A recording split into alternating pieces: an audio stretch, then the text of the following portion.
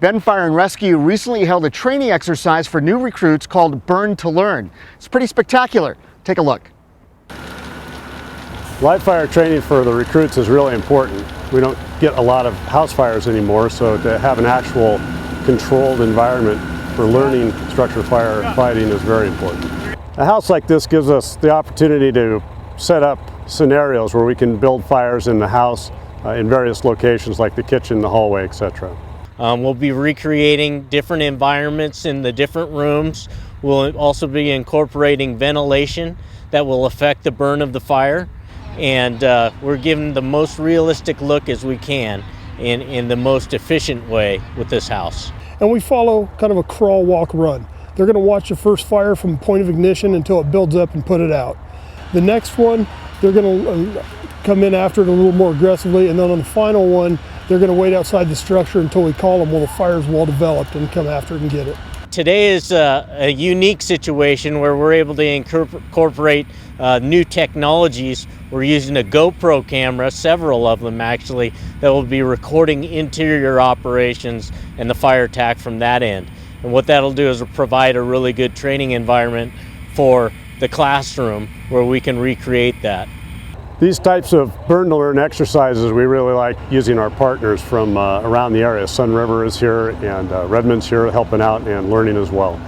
The only difference between this and a hostile fire is the fuel that's burning. We use pallets and straw to comply with 1403. Most modern houses are going to be filled full of synthetics, which are going to burn hotter, faster, produce more heat, and actually increase the danger. One of the advantages of having a house like this is to have real smoke and real heat in the fire, so the firefighters learn what it's like to work in a very dark environment with a very hot environment as well. You can't get that through a prop. We can teach guys only so much in a classroom. We can teach them only so much by watching YouTube and videos and things like that. The last Burn to Learn we did for our previous rookie academy, I think the comment was, "This is the best classroom I've ever been in." And that really kind of sums it up. You know, we can tell these guys, show them all these indicators, show them video or still photos of it, but it doesn't, until they actually experience it, until they're able to hear the sounds that the fire is making, feel the heat change, feel the heat coming down on top of them, see what happens when they introduce water and what happens to their visibility, they really have a hard time putting it all together. And all of the training up to this point has kind of prepared them for more or less their final.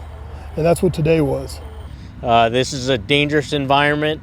So we have an interior attack crew, we have a backup crew that is ready to provide for safety for that interior crew. We also have a safety line behind that. This is the 7th week of training for the recruits, and we've seen nothing but improvement the whole time. It's an outstanding batch of folks who are really proud to have them as part of our department. Toward the end of the fire, when it is free burning, there's a lot of standing around, but it's standing and absorbing a lot of information, really watching how the fire progresses, watching which structures fail first, and seeing roofs collapse under the fire's control, etc.